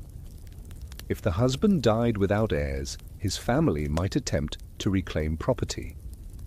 The widow could be sent back to her father's house, stripped of furniture, linens, and status. Or she might be allowed to stay, provided she remarried within the estate's circle, often to a brother or cousin of the deceased. This kept wealth and land intact. It also kept the widow under the same roof. Historians note that widows held a unique place in society. They were often seen as more experienced, more stable, and occasionally, if only briefly, more autonomous. A widow with no surviving husband or son might manage her own property, make decisions about her household, and even act as a legal representative in court. But this freedom was fragile. It lasted only until someone stronger, richer, or more connected decided otherwise. There were exceptions. Some widows chose not to remarry. If their dowries had been substantial and their families supportive, they could live with modest independence. A few joined convents, not always out of piety, but for the structure and safety it offered. Within the walls of religious life, a widow could become a librarian, a healer, a teacher. She could walk without fear. She could own her own silence. But most were not given that choice. A girl widowed before 15 might be told that God had tested her and found her strong. She might be reminded that life was short, that women were vessels of duty, that the best way to honor her late husband was to smile for the next one. She might not even be given time to cry, and if she did cry, she was told to do it facing the hearth, not the window. Remarriage contracts were swift, often drawn up by the same notary who had blessed the first. If the husband's family owed a debt, the widow could be traded to the creditor. If her own family wanted to reclaim influence, she might be paired with someone politically advantageous. Love was not part of the discussion. Neither was grief. In rural villages, the remarriage process could be as simple as a visit to the priest and a declaration of intent. The community would nod, mark the change, and return to their fields. There was little sentimentality. Life continued. The bread still needed baking. The lambs still needed shelter. There are fragments of songs that mention young widows, soft melodies about girls in black, about laughter that faded too soon, about the echo of footsteps that never returned. One verse tells of a widow who lit a candle every night for 7 years. Another ends with the girl casting the ring into a river and walking away barefoot. These were stories, of course, embellishments, but they were sung for a reason. Some widows resisted remarriage. They became difficult. They asked questions. They delayed. One noblewoman famously postponed her second wedding 6 times, citing omens, dreams, and a recurring illness. She eventually agreed, only after being offered land, 2 horses, and the right to keep her falcons. She later trained those falcons to ignore her new husband's commands. Not every widow was obedient. Not every story ended with silence. Others played the role expected of them, but found subtle ways to preserve a part of themselves. They kept the first husband's ring in a cloth bag. They refused to take his name off the estate ledger. They sang lullabies he once liked to their children, even if the new husband disapproved. And some, despite everything, found peace in the second marriage, or the third. They built new rhythms, found quiet satisfaction in work, or companionship, or the sheer stability of being left alone. They were not always happy, but they were steady. And in a world ruled by chance, that counted for something. Widowhood was not an escape. It was a reset. A pause between performances, a chance to step briefly backstage, change costumes, and re-enter the narrative under a new name. The girl who once stood at an altar with trembling hands now stood at another, older and more aware. She had seen the inside of a marriage. She had learned where the shadows fell in a household. She knew how to arrange a feast, how to soothe a bruise, how to bite her tongue. She had lost something, perhaps many things, but she had also gained knowledge. And in a world where knowledge often belonged to men, that was no small feat. And so, with shoulders squared and face composed, she stepped once more into the circle. A different ring, a different man, the same ritual, the same expectations, and a future that stretched ahead, not bright, perhaps, but known. Because in the medieval marriage market, being a widow did not mean you were finished. It only meant you were available again. The fire is low, the shutters drawn, and the only light comes from a single beeswax candle guttering near the bread shelf. A girl sits beside her mother, her legs tucked beneath her, her fingers worrying a loose thread on her sleeve. Outside, the oxen shuffle in the barn. Inside, her future is being whispered into being. In the countryside, far from the high courts and echoing cathedrals, marriage was arranged not in public pronouncements, but in quiet negotiations. No heralds announced these unions, no stained glass windows bore their names. They were sealed beside stoves, under rafters dark with soot, as women passed down what they knew, and fathers counted the hens. Here, the stakes were smaller, but the consequences just as permanent. A marriage could mean the difference between meat in the stew or another winter of onions and hope, and so, even among the poorest households, the matter was treated with solemn care.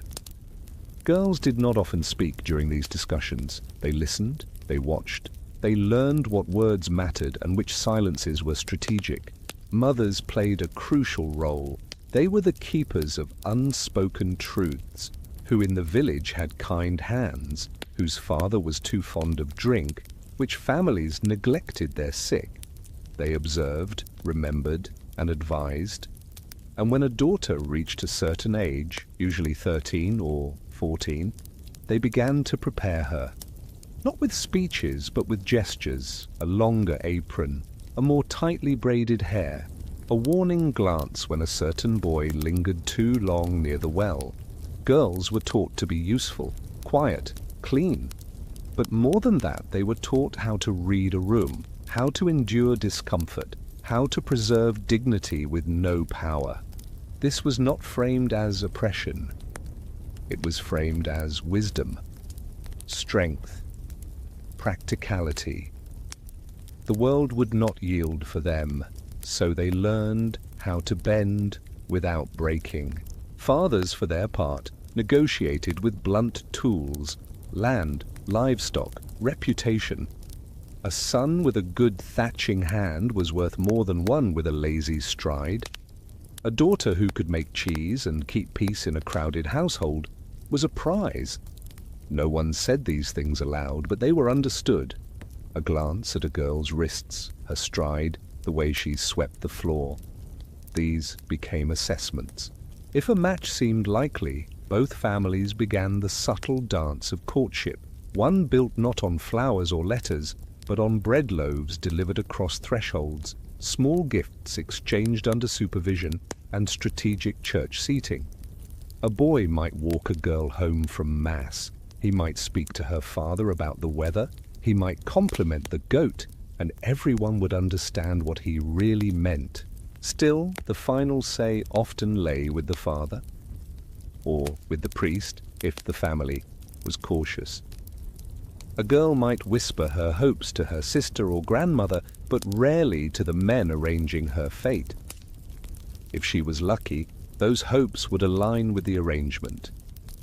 If not, she would learn to hide disappointment behind a bowed head and well-mannered silence. Some communities practiced trial betrothals, an informal understanding that the couple would be observed for compatibility.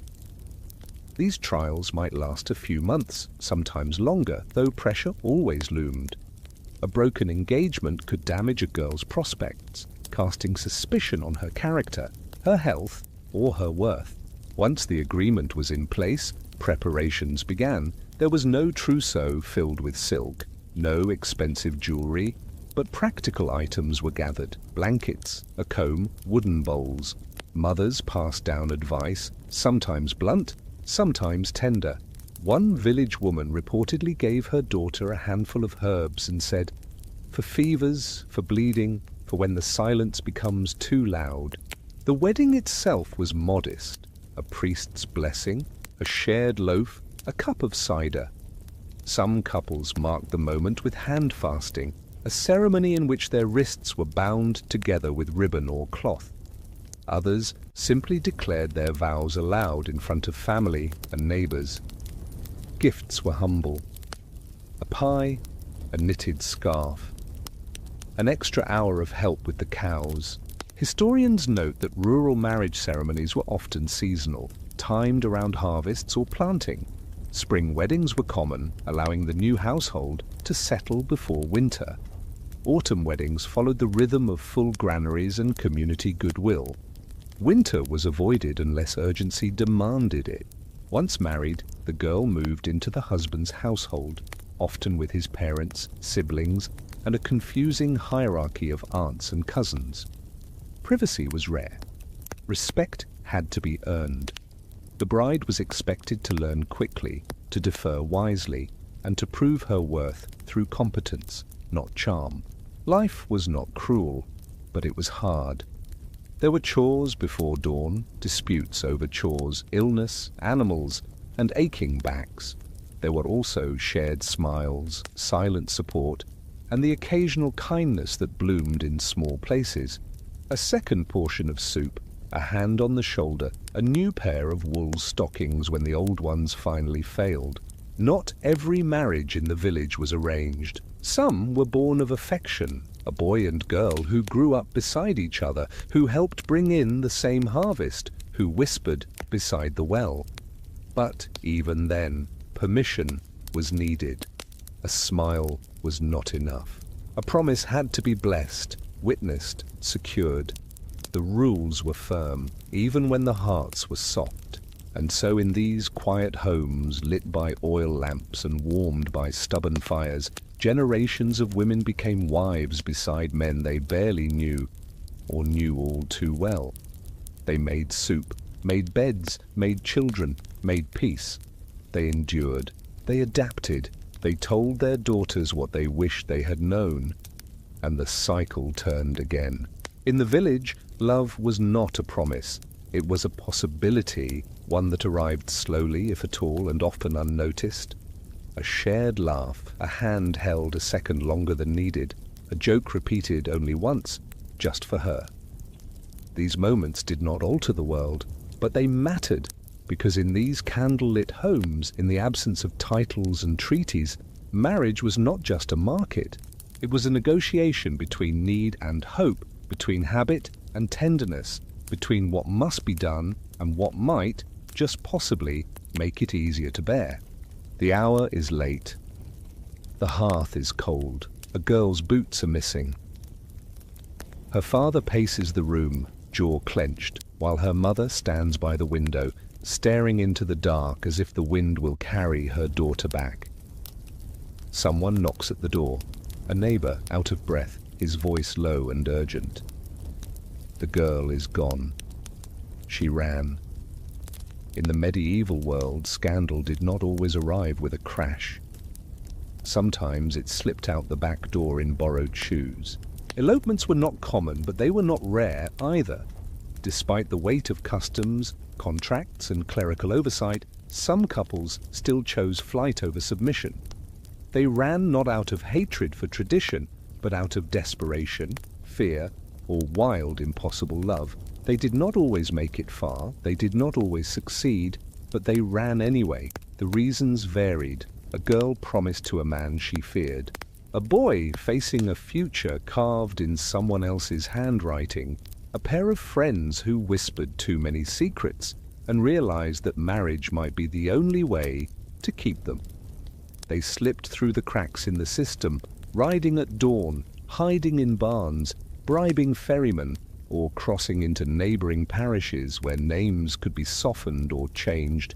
In some cases, the couple found a sympathetic priest willing to perform a rushed ceremony in exchange for coin, silence, or shared wine.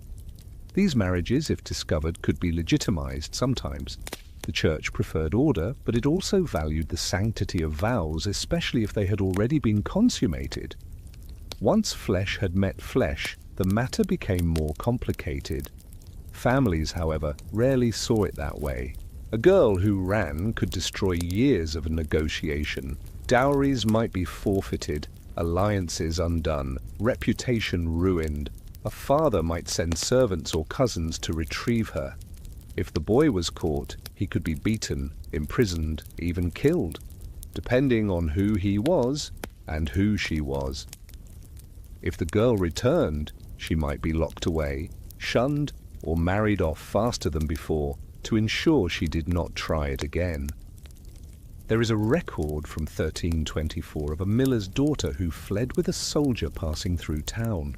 They were caught 3 days later. The soldier was whipped and dismissed from his post. The girl was sent to live with an aunt in another village, where she married a shoemaker and never spoke of the soldier again. Her story was passed down, not as a warning, but as a legend. She ran once, people would say, so do not underestimate her.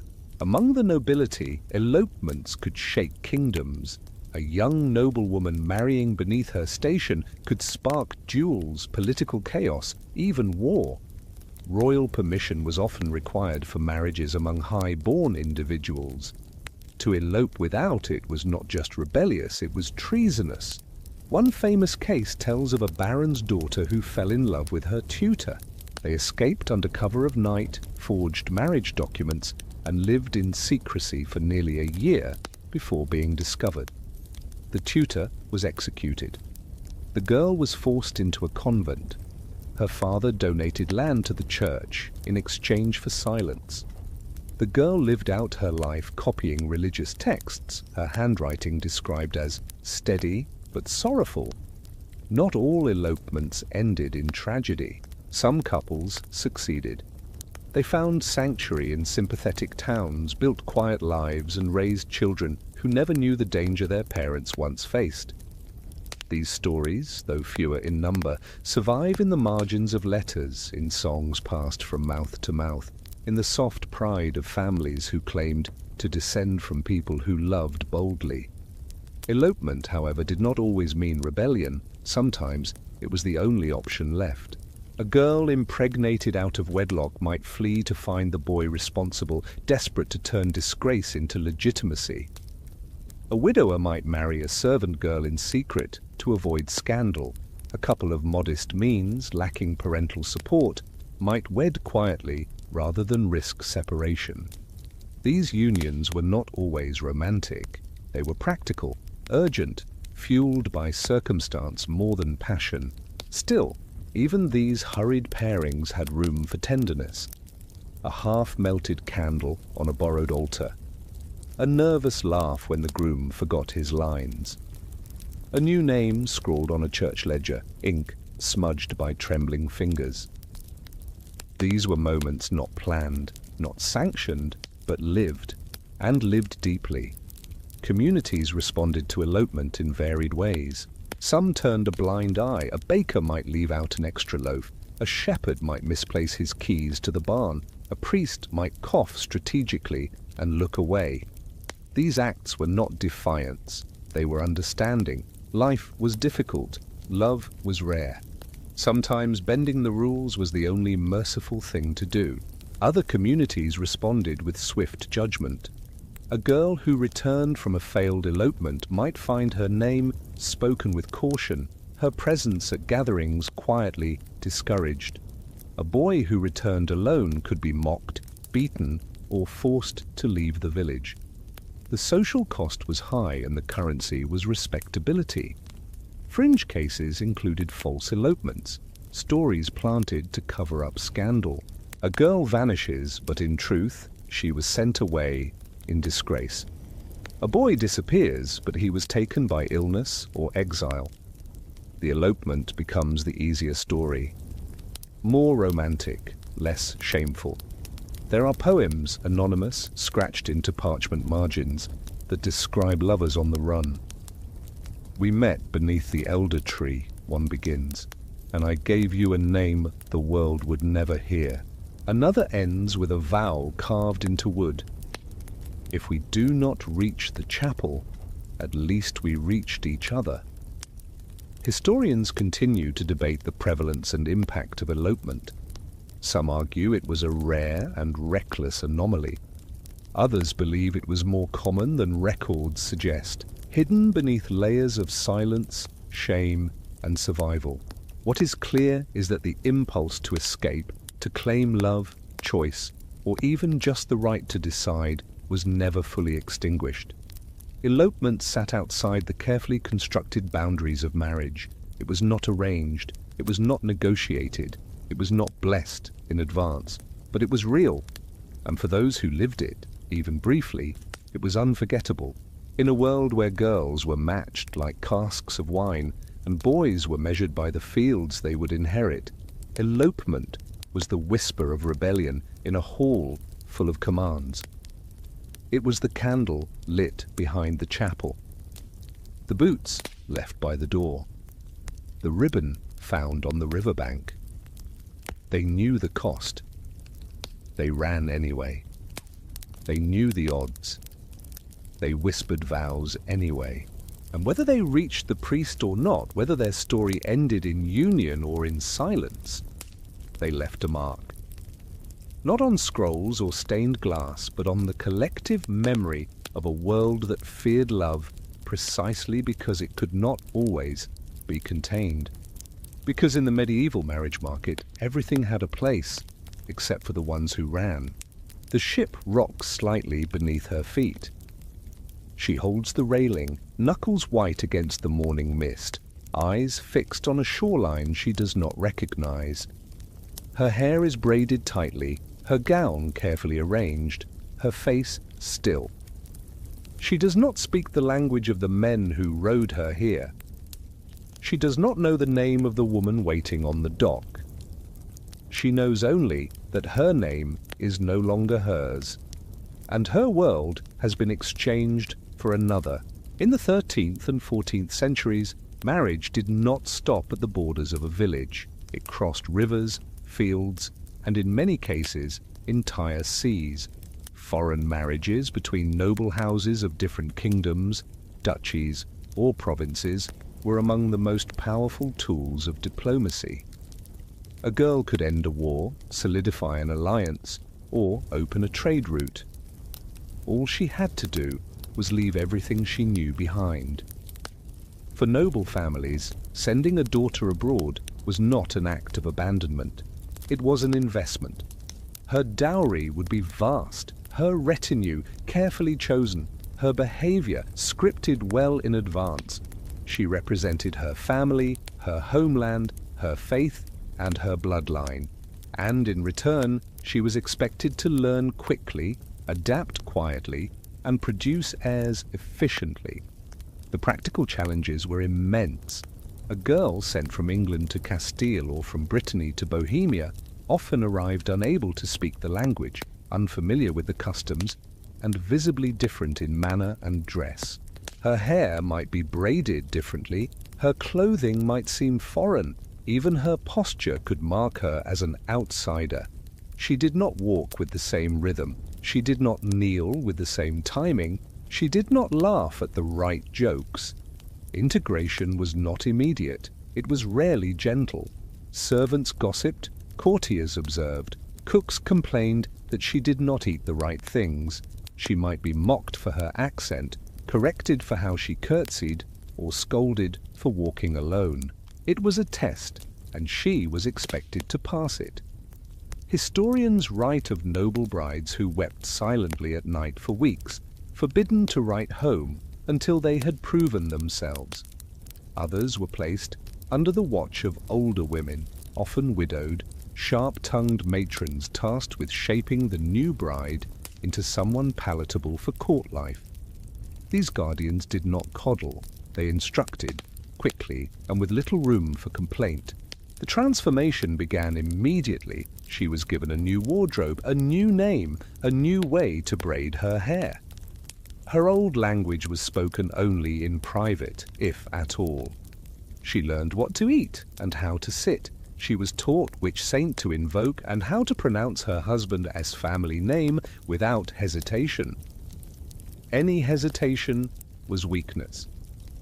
If the bride brought a religion different from her new home, the challenges deepened. A Catholic girl sent to a recently converted Orthodox household, or vice versa, was expected to convert quietly or at least adapt to the local rituals. Even among Christians, differences in saints, calendar feasts, or ecclesiastical rites could become points of contention. In some cases, tensions simmered for years. There is a letter from a Flemish noblewoman sent to a small court in Hungary. She writes of being served boiled cabbage daily and pretending to enjoy it. She writes of missing her dog, her younger brother, the bells of her home church. She signs the letter with a new name, but notes in the margin that she still dreams in her old one. Not all foreign brides suffered in silence. Some used their difference as power. A bride with foreign knowledge could influence trade. A girl fluent in multiple languages might serve as a translator. A young woman with knowledge of foreign customs could advise on etiquette and alliances. In rare cases, foreign brides became central figures at court, not just consorts, but diplomats, educators, and patrons. But these were exceptions. More often, the girl was reduced, her name reshaped, her history softened, her accent erased through repetition, her homeland mentioned only in the past tense. And there were dangers. A foreign bride carried no natural allies. Her new family might view her with suspicion. If she failed to bear children quickly, she could be blamed for bringing bad luck, or worse, foreign magic. In times of famine or political unrest, foreign wives were easy scapegoats. One queen from Navarre was blamed for a poor harvest because she wore green on a feast day. Another was accused of witchcraft for refusing to eat eel. Among commoners, foreign marriages happened too, though on a smaller scale. Merchants' daughters married men from distant ports. Traders met women during fairs or pilgrimages and brought them home as wives. Language barriers were dealt with through patience, gestures, and the untranslatable grammar of necessity. These marriages were often marked by long silences. The couple learned each other slowly, through shared chores, through frustration, through the soft relief of shared sleep. There was no priest to explain, no tutor to translate, only the rhythm of work, the laughter of children, and the building of trust in unfamiliar rooms. In these cases, adaptation was less about formality and more about survival. A foreign bride might wake before dawn to learn the kitchen's firestones. She might memorize the names of livestock before the names of her in-laws. She might cry when alone and smile when spoken to. Her husband might be kind or not. But in either case, the adjustment fell largely to her. Some foreign brides found unexpected kindness, a patient husband, a servant who took her under her wing, a neighbor who offered help without judgment. These moments mattered deeply. They gave shape to the long days of confusion and the long nights of homesickness. But even in the best cases, a girl sent abroad for marriage carried the weight of exile. She learned to smile without understanding the joke. She memorized names she could not pronounce.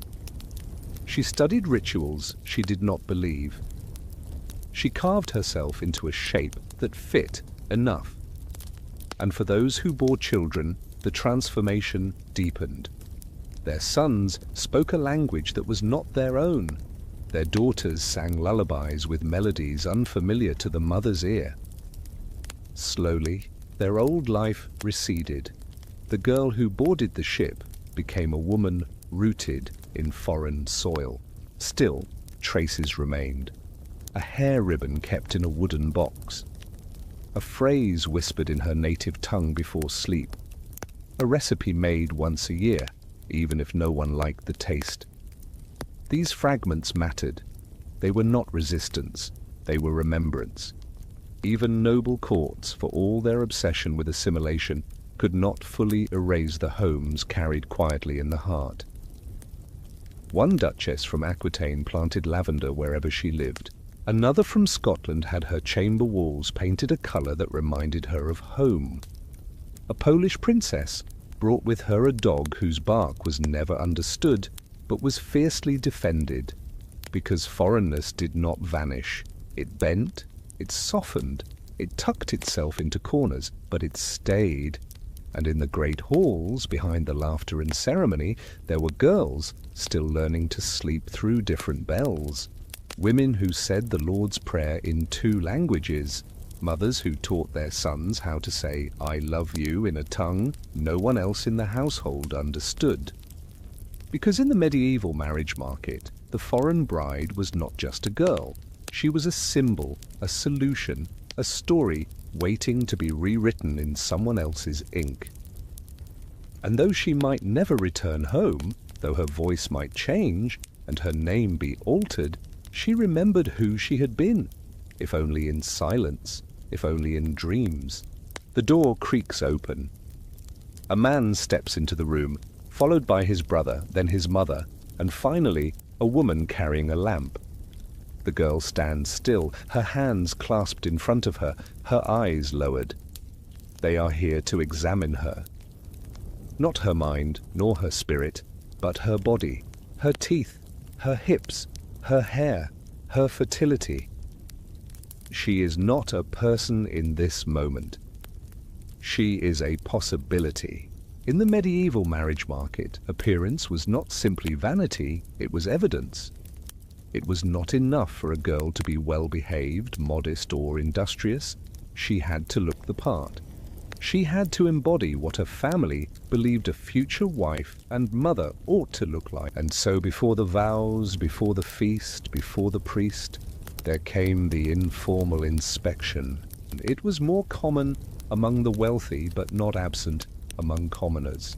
A girl's appearance was her resume. Pale skin suggested she did not labor in the fields. Strong teeth meant she could survive childbirth. Wide hips hinted at future sons. Thick hair was a bonus. Soft hands, a triumph. Quietness, when poked or prodded, essential. These evaluations were not always spoken aloud. Sometimes they took the form of passing remarks. "She looks healthy," someone might murmur, "a good color to her cheeks." Or, more bluntly, "Her mother had 7 children and never lost one." A compliment? Perhaps. A measurement? Absolutely. Among nobles, these assessments were direct. A prospective bride might be asked to walk the length of a hall, to sing, to smile, to sit beside the future mother-in-law. Her posture would be watched, her laugh noted, her hair touched. In some cases, a physician or midwife would be discreetly consulted. Do you see strength in her form? Do her hips look promising? The girl, taught since childhood to be still and silent, would comply. She would not ask why. She already knew. Historians record cases of noble brides being rejected after such inspections. One girl had a slight limp from an old injury. Another had teeth described as not pleasing. Another simply reminded the groom's uncle of someone he disliked. These reasons, absurd by any humane measure, were reason enough. A single flaw could unravel years of negotiation. Fringe records also speak of more theatrical evaluations. One Italian merchant reportedly required his son's bride to be weighed alongside sacks of grain. A German countess demanded that her future daughter-in-law spend a full day in the estate's kitchens to test her stamina. A French nobleman asked his guests to rate the bride's appearance during a banquet. He later claimed it was a joke. She never smiled again. Among peasants, the inspections were more practical. Was the girl strong enough to lift a full bucket of water? Could she tend to a fire, knead dough, carry a child on her hip while plucking chickens? These questions were answered not through conversation, but observation. A neighbor might be asked for her opinion. A local healer might be invited to share a drink and weigh in. And then there were the teeth. A girl's teeth, strangely, were a particular obsession. Clean, straight teeth suggested health, good nutrition, and survivability. Bad teeth hinted at sickness, laziness, or poor breeding. There are accounts of girls being asked to open their mouths during marriage negotiations, like livestock. A little torchlight, a quick glance, a verdict issued with a shrug. This was not considered cruel. It was considered wise. Virginity, of course, played its role. Though it could not be confirmed visually, families believed they could sense it through speech, shyness, eye contact. Girls were told to walk slowly, to blush often, to avoid boldness. Too much confidence was dangerous. It raised suspicions. Too much knowledge, even about daily tasks, could be misinterpreted. A girl who spoke too clearly about men was accused of immodesty. A girl who said nothing was praised for her innocence. The contradictions were endless. A bride must be strong but not too muscular, graceful but not vain, fertile but not forward, soft-spoken but not dim. A blank canvas, ready for the marriage to write its expectations upon her skin. Sometimes the girl passed the inspection, sometimes she did not. In either case, she was not invited to share her thoughts, only her presence. For those who did not meet the unspoken standards, life narrowed. The marriage might fall through. The negotiations paused. Whispers began. She is plain. She walks too fast. She did not smile at the priest. These were not scandals. They were shadows, enough to dim a future. Even girls who were considered beautiful faced scrutiny. Beauty, after all, came with risk. Too much of it might attract suspicion or competition. A bride too admired might be accused of vanity, flirtation, or sorcery. A girl in one village was sent away after a group of young men fought over her at the market. Her family called it misfortune. The priest called it a curse. And yet, beauty remained a currency. A girl with striking eyes or golden hair might receive more offers. Her dowry might be slightly reduced. Her parents might boast just a bit louder. She, meanwhile, learned to use it carefully. A smile for the right guest, a lowered gaze at the right moment, a gentle laugh rehearsed until it sounded spontaneous. What girls were rarely told, though, was that this inspection never truly ended.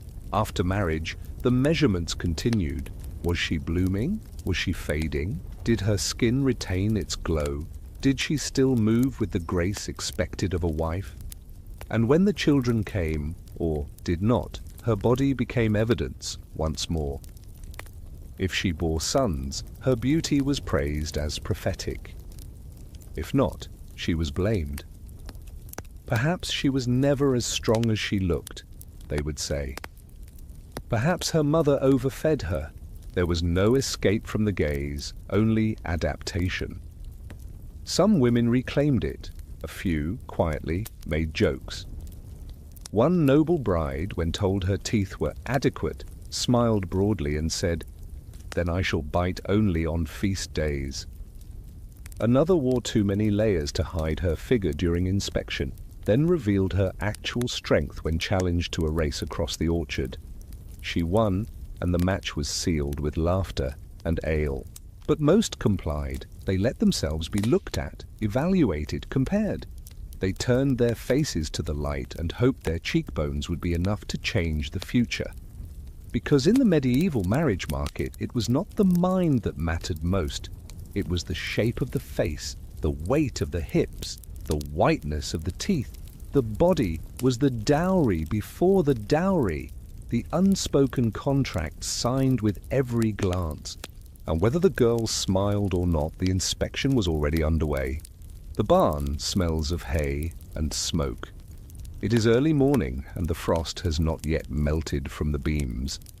A girl, no longer quite a girl, though not yet quite a woman, is already awake. She stirs a pot over the fire, folds cloths, still warm from the embers, and watches a cradle shift gently in the corner. Her husband is still asleep. Outside, a rooster calls the world to begin again. Inside, she is already living the life the wedding promised. In many medieval households, marriage did not come with a soft transition. The ceremony might be brief, the feast short-lived, but the responsibilities that followed arrived instantly, and without ceremony. A girl became a wife the moment she crossed her husband's threshold. She became a mother the moment her body allowed it, and she remained both relentlessly from that point forward. The expectation of childbirth loomed immediately. A girl married at 14 was expected to carry a child by 15 or sooner, if possible. Fertility was not just a blessing, it was proof. A house without children was a house without future. A womb that did not yield was cause for concern, pity, prayer, and sometimes replacement. She would not be asked how she felt about this. She would be asked whether she had bled yet this month.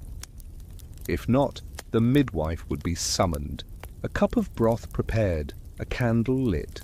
Eyes would turn toward her abdomen as if watching for an answer it might give without words. Pregnancy was not discussed in romantic terms.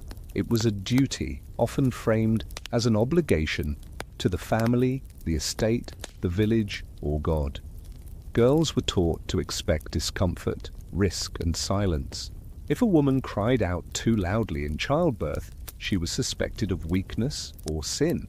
If she died, it was considered tragic, but expected, and many did. Childbirth in the 1300s was perilous. Midwives did what they could with herbs, boiled water, and experience passed from mother to daughter. But infection, Blood loss and breech births were common. The death of a child was mourned quickly, then followed by new attempts. A wife was expected to bear as many children as her body could allow. If she bore sons, she was praised. If she bore daughters, she was encouraged to try again. There was little space to recover. A woman who gave birth was expected to return to her household duties within days, sooner if the household was poor. Babies were swaddled, placed in cradles beside the fire, and left to sleep while their mothers fetched water, churned butter, tended animals, or prayed. Motherhood and marriage were not separate roles. They were stitched together, indistinguishable. A wife who did not mother, who did not produce, was incomplete, and a mother who did not serve her husband or household was seen as selfish. Some girls took to the rhythm. They found comfort in routine, purpose in repetition. Others struggled. The weight of expectation grew heavier with each child, each winter, each season, where the fields yielded too little and the baby's cough grew louder at night. There were no journals, no therapists, no time to ask what she had lost. Only the churn of days, the constant attention to survival, and the quiet erosion of the self she once imagined herself to be. And yet, moments of softness endured. A hand held under the table, a child's breath against her neck. The silence after prayer, when the fire's crackle felt like companionship, a neighbor's gift of warm bread. A story passed from old woman to young mother, reminding her that others had walked this path and found small lights along the way. There were celebrations too, a child's first steps, a harvest feast. The day her husband returned early from market and kissed her without reason. These were not grand cinematic victories, they were measured in inches, but in a world so concerned with survival, inches mattered. The girl who once wore a wreath of dried herbs now wore a kerchief against the cold. Her hands had changed, her voice had lowered, her eyes no longer widened at every new task, but remained steady. She knew the weight of grain, the stretch of dough, the timing of colic. She was no longer watched, she was relied upon, and still the pressure did not lessen. If her husband died, she became a widow. If he lived, she remained a wife. If she bore too many children, her body weakened. If she bore none, her worth was questioned. Every path forward was demanding. None offered rest. Girls married before the harvest because it allowed them to establish rhythm before winter. By the time the snows came, she was expected to know how to keep the fire burning, the stew from spoiling, the baby warm. No one explained this. It was shown, implied, assumed. She remembered the day of her wedding, not for its beauty, but for how it ended. How she walked into a home that was not hers, with a man who was not familiar, and how she told herself she would make it familiar, that she would find something to claim, a corner, a recipe, a quiet victory in learning how to read his silences. And in time, she did. Marriage, for most girls, was not a moment.